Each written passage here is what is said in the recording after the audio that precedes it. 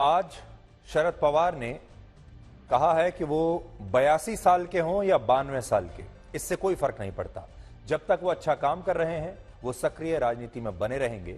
और शरद पवार के इसी बयान से हमें ये विचार आया कि आज हम आपके सामने ये सवाल रखें कि बाकी के लोगों की तरह, आप सब की तरह, क्या नेताओं के लिए भी एक रिटायरमेंट एज होनी चाहिए। इसलिए ये विश्लेषण आज आप सबको देखना चाहिए, क्योंकि इससे आपको यह पता चलेगा कि हमारे देश के नेताओं की डिक्शनरी में रिटायरमेंट शब्द क्यों नहीं है। और अगर आप भी इस मुद्दे पर अपनी राय हमें बताना चाहते हैं, दुनिया को बताना चाहते हैं, तो आप सोशल मीडिया के जरिए हमें और पूरे देश को अपनी राय बता सकते हैं कि नेताओं की रिटायरमेंट एज होनी चाहिए या नहीं होनी चाहिए। अब यह देखिए कि आज हुआ क्या है। आज शरद पवार दिल्ली पहुंचे और दिल्ली में शरद पवार के घर पर एनसीपी की राष्ट्रीय कार्यकारिणी की बैठक हुई, जिसमें पार्टी के तमाम पदाधिकारी और 27 राज्यों की पार्टी समिति के नेता शामिल हुए। और पार्टी के नेता पीसी चाको का कहना है कि देश में जहां जहां भी एनसीपी की स्टेट कमिटीज हैं, उन सभी ने एक मत से आज शरद पवार को अपना राष्ट्रीय अध्यक्ष माना है। इसके अलावा इस बैठक में शरद पवार के गुट ने कुल 8 प्रस्ताव पास करवाए हैं, जिनमें एक प्रस्ताव अजीत पवार और उन 8 एनसीपी विधायकों और सांसद सुनील तटकरे को पार्टी से बाहर करने के लिए था, जो बगावत करके अलग हो चुके हैं। हालांकि अजीत पवार का कहना है कि शरद पवार ने आज जो बैठक बुलाई वो असंवैधानिक थी और चुनाव आयोग को इस मामले में अब दखल देना चाहिए। इसी तरह भारत के लोगों की मीडियन एज लगभग 28 वर्ष है। इसका मतलब यह है कि भारत की आधी आबादी की उम्र 28 साल से ज्यादा है और बाकी आधी आबादी की उम्र 28 साल से कम है। और भारत दुनिया का सबसे युवा देश है। अब देखिए, दुनिया के सबसे युवा देश में जहां मीडियन एज 28 साल है, वहां उस देश में लोकसभा के सांसदों की मीडियन एज है 54 वर्ष। और इस तरह से दुनिया के सबसे युवा देश के आधे लोकसभा सांसद ऐसे हैं जो 54 साल से ज्यादा उम्र के हैं। और इनमें भी 239 सांसदों की उम्र 60 से 80 साल के बीच है। और 10 सांसद तो ऐसे भी हैं जिनकी उम्र 80 से 90 वर्ष के बीच है और एक सांसद की उम्र तो 93 वर्ष है। भारत में वर्किंग एज पॉपुलेशन को प्रमुख रूप से आप 3 वर्गों में बांटकर देख सकते हैं हमारे समाज में। और ये 3 वर्गों में आप सब आ जाएंगे, जिसमें पहले वर्ग में वो लोग आते हैं जो नौकरी करते हैं, नौकरी पेशा करते हैं, किसी भी प्राइवेट कंपनी में नौकरी करते हैं, सरकारी कंपनी में नौकरी करते हैं, कहीं भी नौकरी करते हैं। और भारत में और पूरी दुनिया में लगभग नौकरी में रिटायरमेंट की औसतन उम्र मानी जाती है 60 साल, 60 ईयर्स। सरकारी नौकरी में लोग 60 साल की उम्र में रिटायर हो जाते हैं। प्राइवेट सेक्टर में भी रिटायरमेंट की उम्र 58 से 65 साल के बीच कहीं पर भी हो सकती है। दूसरे वर्ग में वो लोग आते हैं जो व्यवसाय करते हैं या जो अपना काम करते हैं। इसमें बड़े व्यवसाय भी हो सकते हैं, छोटे व्यवसायी हो सकते हैं और छोटा काम करने वाले भी। जैसे अगर किसी व्यक्ति का अपना बिजनेस है, अपनी दुकान है, यहां तक कि कोई व्यक्ति अगर रिक्शा चलाकर भी पैसा कमाता है, मजदूरी करके भी पैसा कमाता है, तो ये लोग नौकरी नहीं करते, बल्कि ये लोग खुद के लिए काम करते हैं। जब तक इनका शरीर काम करेगा तब तक पैसे आते रहेंगे। लेकिन इसके बावजूद इनके भी काम करने की एक तय उम्र सीमा होती है और ये लोग भी रिटायर हो जाते हैं। कोई भी व्यक्ति तभी तक अपना व्यवसाय या कोई दूसरा काम कर सकता है जब तक उसका शरीर उतनी मेहनत के लिए उसका साथ देता है, हमेशा नहीं कर सकता। तो इस हिसाब से इस वर्ग के लोग भी अपने काम में एक ना एक दिन रिटायर हो जाते हैं। या तो तब रिटायर होते हैं जब उनका शरीर जवाब देने लगता है, या तब रिटायर होते हैं जब उनकी जो अगली पीढ़ी है वो उस काम को संभालने के लायक हो जाती है और वो कहती है कि अब आप आराम करिए, हम काम करेंगे। तीसरे वर्ग में वो लोग आते हैं जो सेल्फ एम्प्लॉयड हैं, जैसे एक्टर्स, लेखक और कलाकार। और इस वर्ग में आने वाले लोग भी उसी उम्र तक काम कर पाते हैं जब तक लोगों में उनका प्रभाव होता है। तो ये तो था पुलिस का डैमेज कंट्रोल। अब आप देखिए मुख्यमंत्री शिवराज सिंह चौहान का डैमेज कंट्रोल।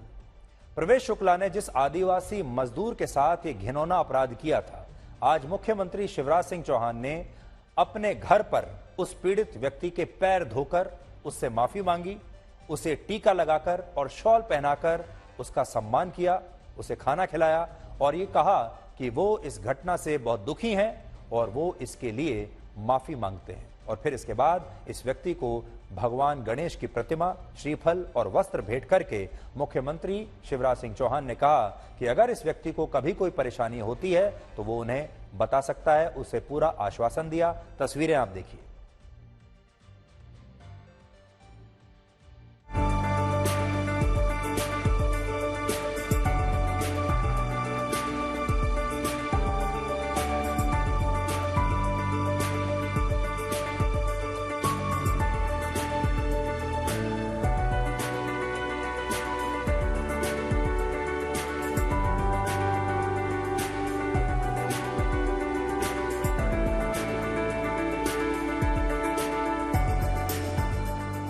मुझे बहुत दुख हुआ वो घटना देख के, कि मैं माफ़ी चाहता हूँ ये, क्योंकि मेरी ड्यूटी है। मेरे लिए तो जनता ही भगवान जैसे है। बच्चे पढ़ रहे हैं, उनको छात्रवृत्ति वगैरह कुछ मिलता है, वजीफा मिलता है। बहुत कोई परेशानी घर में, कुछ भी हो तो मुझे बताओ। क्या करते हैं आप? मंडी में। पहले जहां भारत में अंतरिक्ष क्षेत्र से जुड़ा सिर्फ एक टेक्नोलॉजी, स्पेस टेक्नोलॉजी स्टार्टअप था, वहीं अब भारत में ऐसे रजिस्टर्ड स्टार्टअप्स की संख्या 140 तक पहुंच चुकी है। देखिए, स्पेस टेक्नोलॉजी में जो स्टार्टअप्स हैं हमारे देश में 2014 से पहले सिर्फ एक था। आज 140 स्पेस टेक्नोलॉजी की स्टार्टअप कंपनियां हमारे देश में काम कर रही हैं और बहुत शानदार काम कर रही हैं, इनोवेशन भी कर रही हैं। इस टेक्नोलॉजी पर हमें एक सुपर पावर बनाने की कोशिश कर रही हैं और प्राइवेट स्पेस सेक्टर में भारत की हिस्सेदारी ऐतिहासिक रूप से बढ़ चुकी है। पहले हमारी हिस्सेदारी 0.1% से भी कम थी, लेकिन अब ये 2% से ज्यादा हो गई है।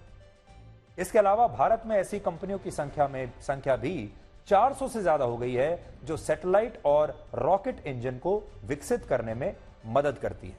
तो आप देखिए, अंतरिक्ष सेवाएं देने वाली कंपनियों के मामले में जो टॉप देश हैं, अमेरिका, दूसरे नंबर पर चीन, तीसरे नंबर पर जापान, चौथे नंबर पर ब्रिटेन और अब 5वें नंबर पर हमारा देश भारत बन चुका है, जहां पर 400 से ज्यादा कंपनियां आज स्पेस टेक्नोलॉजी के क्षेत्र में काम कर रही हैं। ये कितनी बड़ी उपलब्धि है। इसी सूची में अमेरिका, जैसे मैंने आपको बताया, ये वो पहले 4 देश हैं और इनके बाद 5वां नंबर पूरी दुनिया में हमारे देश का आता है। अनुमान है कि भारत में जिस तेजी से स्पेस से जुड़े स्टार्टअप स्थापित हो रहे हैं, वो गति भारत को इस सूची में अमेरिका के बाद पूरी दुनिया में दूसरे स्थान पर पहुंचा सकती है। अभी पूरी दुनिया की स्पेस इकोनॉमी लगभग 30 लाख करोड़ रुपए की है, जिसमें भारत की स्पेस इकोनॉमी 57,431 करोड़ रुपए की है। यह हमारा शेयर है अभी, लेकिन अगले 5 वर्षों में इसमें सालाना 48% की वृद्धि का अनुमान है और भारत की स्पेस इकोनॉमी 4,10,000 करोड़ रुपए की आने वाले वर्षों में हो सकती है। अगले 5 वर्षों के बाद हम यहां होंगे, सोचिए। और हम स्पेस, अंतरिक्ष की दुनिया में एक बहुत बड़ी ताकत तब तक बन चुके होंगे। आज भारत के बहुत सारे स्टार्टअप्स अब मैन्युफैक्चरिंग तक सीमित नहीं है, बल्कि ये स्टार्टअप्स सैटेलाइट और रॉकेट इंजन्स भी अपने देश में विकसित कर रहे हैं और इनमें से कुछ स्टार्टअप्स ने अगले 1 दशक में 30,000 सैटेलाइट्स लॉन्च करने का लक्ष्य रखा है। संख्या देखिए, 30,000 सैटेलाइट्स हम लॉन्च करेंगे 1 दशक में। भारत अंतरिक्ष के क्षेत्र में इतनी बड़ी शक्ति इसलिए बन पाया क्योंकि भारत की कंपनियां अब पश्चिमी देशों की कंपनियों को कॉपी करने, यानी उनकी नकल करने या उनके लिए काम करने के बारे में नहीं सोच रही, बल्कि अब ज्यादातर स्टार्टअप्स इनोवेशन पर अपना ध्यान दे रही हैं और इनोवेशन ही वो रॉकेट है जो किसी भी देश को सफलता के स्पेस में ले जा सकता है। भारत के सभी स्टार्टअप्स अपनी खुद की रिसर्च, यानी अपना खुद का अनुसंधान और अपने ही देश के काबिल इंजीनियर्स की टीम के साथ काम कर रहे हैं। पूरी दुनिया में सबसे काबिल और सबसे सस्ते इंजीनियर्स आपको हमारे देश में इन स्टार्टअप्स में मिलेंगे। इसलिए दुनिया की बड़ी से बड़ी कंपनियां भारत के इन स्टार्टअप्स में निवेश करने के लिए आज लाइन लगाकर खड़ी हुई है।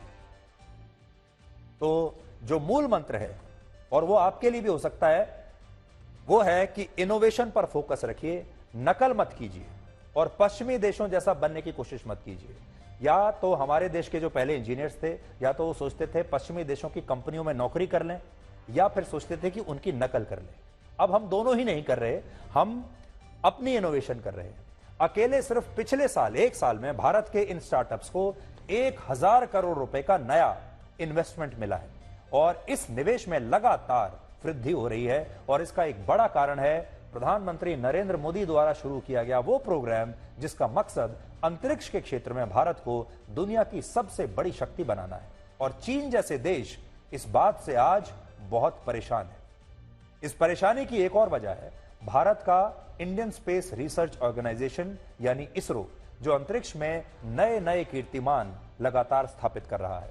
2014 से लेकर अब तक इसरो और भारत का department of space 44 spacecraft missions और 42 लॉन्च व्हीकल मिशंस को सफलतापूर्वक लॉन्च कर चुका है। देखिए, ये हैं वर्ष 2014 से लेकर अब तक इसरो और डिपार्टमेंट ऑफ स्पेस के सफल मिशन जो आपके पास हैं। स्पेसक्राफ्ट मिशंस हैं हमारे 44 और लॉन्च व्हीकल मिशंस हमारे हैं 42।